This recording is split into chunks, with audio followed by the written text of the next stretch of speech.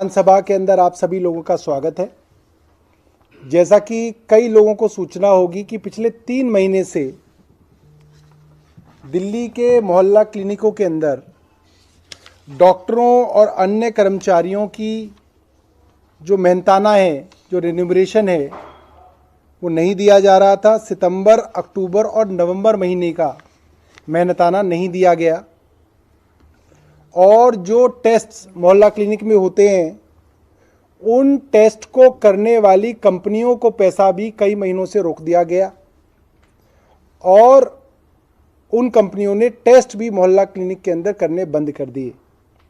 इस विषय में एक याचिका दिल्ली विधानसभा में आई थी, जिस विषय में आज दिल्ली विधानसभा की याचिका समिति यानी कि पिटिशंस कमेटी ने chief principal secretary finance Shri Ashish Chandra Verma, जो 1994 बैच के अफसर हैं, उन्हें बुलाया था। मिस्टर अमित सिंगला, जो हेल्थ सेक्रेटरी हैं, प्रिंसिपल हेल्थ सेक्रेटरी हैं, 2003 के आईएएस अफसर हैं, वो आए थे। संजीव जैन, मिस्टर रावत, डॉक्टर नूतन डीजी हेल्थ और डॉक्टर शैली कामरा प्रोजेक्ट कोऑर्डिनेटर मोहल्ला क्लिनिक को बुलाया गया था और उनसे उनकी गवाही आज कमेटी ने रिकॉर्ड की, जिसमें ये बात सामने आई कि तनख्वाह देने के लिए जो फाइल पैसे मांगने के लिए, ग्रांट मांगने के लिए हेल्थ डिपार्टमेंट ने फाइनेंस डिपार्टमेंट को भेजी, उसके अंदर फाइनेंस डिपार्टमेंट ने कुछ ऐसी डॉक्यूमेंट्स की मांग की जो आज से पहले कभी नहीं मांगे गए। मसलन कैबिनेट का डिसीजन मांगा गया, कोई अमेंडमेंट हुई तो वो मांगी गई और ये ऑन ओथ हेल्थ डिपार्टमेंट के अफसरों ने बताया कि इतने सालों से तनख्वाह डिस्पर्स होती थी, मेहनताना डिस्पर्स होता था, ये कभी नहीं मांगे गए। और कमेटी ने ये पाया कि मात्र डिले करने के उद्देश्य से, मेहनताना और मोहल्ला क्लिनिक का पैसा रोकने के उद्देश्य से ये काम फाइनेंस डिपार्टमेंट के प्रिंसिपल सेक्रेटरी आशीष चंद्र वर्मा ने किया। और ये सुन के कमेटी को बेहद आश्चर्य हुआ, ताज्जुब हुआ कि स्वयं हेल्थ डिपार्टमेंट के पास अपना अनस्पेंट 70 करोड़ रुपया मौजूद था और रेन्यूमरेशन, जिसको तनख्वाह भी कहा जा सकता है, उसके लिए मात्र 13 करोड़ रुपए महीने की आवश्यकता थी। तो पर्याप्त धनराशि होने के बावजूद भी हेल्थ डिपार्टमेंट ने वो पैसा नहीं खर्चा और उस पे भी फाइनेंस सेक्रेटरी मिस्टर आशीष चंद्र वर्मा ने रोक लगा रखी थी कि आपके पास जो पैसा है वो भी आप नहीं खर्चेंगे जब तक फाइनेंस डिपार्टमेंट इसकी जो है इजाज़त नहीं देता। लिहाजा प्रथम दृष्टया फाइनेंस डिपार्टमेंट के प्रिंसिपल सेक्रेटरी आशीष चंद्र वर्मा जी ने जानबूझ के देरी की ताकि मोहल्ला क्लिनिक में रेन्यूमरेशन ना बटे, टेस्ट वगैरह जो है डिले हो जाएं, जो कि बहुत ज़्यादा दुर्भाग्यपूर्ण है, ऐसा नहीं होना चाहिए। और जब प्रिंसिपल सेक्रेटरी हेल्थ से मिस्टर सिंगला से पूछा गया कि आप आज तक कितने मोहल्ला क्लिनिक में गए हैं पिछले 7 महीने में, तो कमेटी शॉक थी कि वो किसी मोहल्ला क्लिनिक में अभी तक विजिट करने तक नहीं गए हैं। और कमेटी ने उन्हें आदेश दिया कि वे हर रोज़ 3 मोहल्ला क्लिनिक में जाएंगे और उसके अंदर डायरेक्शंस देंगे कि वहाँ पे क्या क्या कमियां हैं और उसको सुधारा जाएगा। और कमेटी ने इसके ऊपर फैसला जो है वो आगे के लिए अभी सुरक्षित रखा है कि कुछ कागजात मंगाए हैं, उसके बेसिस पे कमेटी जो है अपना फैसला, अपनी रिपोर्ट जो है दिल्ली विधानसभा के सामने रखेगी। मगर ये बहुत दुर्भाग्यपूर्ण है कि फाइल के खेल में 3 महीने तक मेहनताना रोका गया।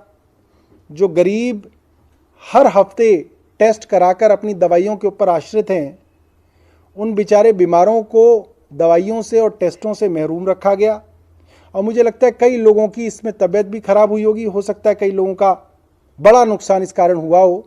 बट ऐसी कोई संवेदनशीलता ना तो principal secretary health Amit Singla साहब के अंदर दिखी, और आशीष चंद्र वर्मा जी के अंदर तो जो 1994 के आईएएस अफसर हैं, उनके अंदर तो कोई भी ऐसी सेंसिटिविटी कमेटी को देखने के लिए नहीं मिली। और ये बहुत बड़ा दुर्भाग्य है कि इस तरीके के अफसर इस तरीके की पोजीशंस पे बैठे हैं, जो एक गरीब मरीज़ के बारे में भी एक मानवता से नहीं सोच सकते। और ये समिति जो है रिपोर्ट है वो विधानसभा के आगे रखेगी। देखिए, ये समिति जो है इसके ऊपर कई कागज़ मंगाए हैं, जैसे कि प्रिंसिपल सेक्रेटरी हेल्थ ने कहा है कि शायद वो एक आध मोहल्ला क्लिनिक घूमे हैं पिछले 7 महीने में, तो कमेटी ने कहा है कि आप बताइए अगर आप घूमे हैं तो आप उसके मिनट्स दीजिए।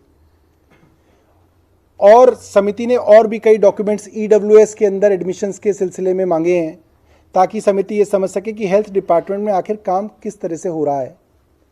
और जितने भी बार मोहल्ला क्लिनिक के लिए पैसा मांगा गया, उसकी फाइल की कॉपी समिति को पेश की जाएगी, और समिति उसको स्टडी करके ये तय करेगी कि कौन लोग इसके अंदर दोषी हैं और उनको इसमें क्या सज़ा मिले। ये दोनों अधिकारी आईएएस अधिकारी हैं और एक तरह से एलजी को रिपोर्ट करते हैं, क्योंकि सर्विसेज एक तरह से उन्होंने ले रखी है, तो क्या ये सीधा सीधा माना जाए कि एलजी के डायरेक्शन पे ही ये काम रोको अभियान चलाया जा रहा है? देखिए, मैं ये एक कमेटी के मेंबर के होने के नाते नहीं कहूँगा कि ये सारे काम एलजी साहब रुकवा रहे हैं, मगर अगर इस तरीके का पैटर्न समिति को दिखेगा, क्योंकि इस तरीके की कई शिकायतें आ रही हैं कि अस्पतालों के अंदर जो डेटा एंट्री ऑपरेटर हैं उनकी तनख्वाहें बंद कर दी गई हैं। जल बोर्ड के अंदर 6 महीने से बजट जो था जल बोर्ड का नहीं दिया गया, जिसके कारण कई ठेकेदार काम छोड़ के बीच में चले गए थे। पिछली 3 हफ्ते पहले मुझे याद है, या शायद 1 महीना पहले, हमारी समिति के अंदर ये मामला आया कि विधवाओं को और विकलांगों को और बुजुर्गों की पेंशन 3-3 महीने इसी तरीके से फाइल पे रोकी गई हैं। तो अगर इस तरीके का पैटर्न नजर आएगा कि इस तरीके के अफसर काम को रोक रहे हैं और दिल्ली वालों को परेशान कर रहे हैं, तो एलजी साहब से कहा जाएगा कि आप इन अफसरों पे कार्रवाई कीजिए। और कमेटी के मेंबर के होने के नाते और एक चुना हुआ प्रतिनिधि होने के नाते मैं ये एलजी साहब से उम्मीद करूंगा कि ऐसे अफसरों पे वो सख्त कार्रवाई करें, कम से कम उनको ऐसे सेंसिटिव पोजीशन से हटाकर उनको दूसरी पोजीशंस पे लगाया जाए। सौरभ जी, हर दिन कितने मोहल्ला क्लिनिक नहीं खुल पाते और कितने मोहल्ला क्लिनिक ऐसे जो बनकर तैयार हैं लेकिन वो शुरू ही नहीं हो पाए? देखिए, हमने ये बात रखी कि अगर एयरपोर्ट से 500 फ्लाइट उड़ती हैं और कोई पायलट बीमार हो जाता है, तो ऐसा नहीं है कि वो फ्लाइट नहीं उड़ती, वो फ्लाइट तो उड़ती है। उसका एक कंटिजेंसी प्लान होता है कि अगर फला पायलट बीमार है तो दूसरा पायलट तैयार है। तो मोहल्ला क्लिनिक के अंदर भी ये कहना कि फला डॉक्टर छुट्टी पे चला गया तो मोहल्ला क्लिनिक नहीं खुलेगा, ये चीज़ जो है किसी भी सभ्य समाज में जो है ये बर्दाश्त नहीं होगी। और आज के मॉडर्न वर्ल्ड में इसके अंदर एक बैकअप प्लान होना चाहिए। आपके पास ऐसे डॉक्टर्स होने चाहिए जो बैकअप में मौजूद हों। अगर 30 मोहल्ला क्लिनिक में औसतन डॉक्टर नहीं पहुंचता है तो उनके बैकअप में 30 डॉक्टर दिल्ली सरकार के हेल्थ डिपार्टमेंट में होने चाहिए, जिसकी डायरेक्शंस हम लोगों ने आज दी हैं और उन्होंने कहा कि वो इंटरव्यू करके इस तरीके के डॉक्टर लेंगे। सौरभ जी, आपसे पहले सुकेश आरोप चिट्ठी लिख के लगाते थे, खुद सामने आया, कहा कि 7 करोड़ रुपया उसने आम आदमी पार्टी को दिया है। देखिए, सबसे पहले तो ये कि मीनाक्षी लेखी भी सुकेश जी कहती हैं उन्हें, आप सिर्फ सुकेश कह रहे हैं, ये तो बहुत गलत है। जैसे किसी बार उसामा जी कहा गया था, ऐसे ही अब सुकेश जी कहा जा रहा है भारतीय जनता पार्टी द्वारा, और वो भारतीय जनता पार्टी के स्टार प्रचारक हैं। भारतीय जनता पार्टी जो कहेगी वो कहेंगे, जो मदारी कहेगा वो जमूरा करेगा। तो ये वही है और कुछ नहीं है इसके अंदर। लेकिन आरोप सीधे तौर पर लगाए जाए थे, सीधे ही लगाए जाते हैं आरोप। 7 करोड़ रुपए आपने लिए हैं। किसने? हमने लिए? भैया, हमने तो आज तक 1 करोड़ एक साथ देखे भी नहीं है। हमें ये भी नहीं पता कि 1 करोड़ कितने बड़े बैग में आएंगे। इतनी हालत हमारी जो है इस वक्त गंभीर है। और बाकी आपको पता ही है, ये इल्ज़ाम वगैरह जो हैं ये सब जो है ये कोरी बकवास है। और ये बड़ी अजीब बात है कि अब भारतीय जनता पार्टी का स्तर ये आ गया है कि वो सुकेश चंद्रशेखर जैसे आदमियों के सहारे अपनी राजनीति जो है आगे बढ़ा रहे हैं। बहुत जो है दुर्भाग्यपूर्ण है। ये वही सुकेश चंद्र हैं जिन्होंने रेनबैक्सी के मालिकों से 230 करोड़ रुपए लेके उनकी डील कराई थी और अमित शाह जी के नाम पे 230 करोड़ रुपए लिए गए थे। तो क्या अमित शाह के पास वो 230 करोड़ रुपए पहुंचे हैं? क्योंकि रेनबैक्सी से तो यही कह के लिए गए थे कि ये होम मिनिस्टर के लिए लिए जा रहे हैं। तो अगर ये सच है तो वो भी सच था। और यहाँ पे तो पैसे की कोई जो है हामी नहीं भर रहा, वहाँ तो वो बाकायदा जो है वो कोर्ट के रिकॉर्ड में ये बात आई हुई है कि 230 करोड़ रुपए रेनबैक्सी के मालिकों से ठगे गए कि उनकी बेल कराई जाएगी और उनको बाहर निकाला जाएगा और सुकेश चंद्रशेखर ने ठगे। ये तो कोर्ट के अंदर दर्ज बात है।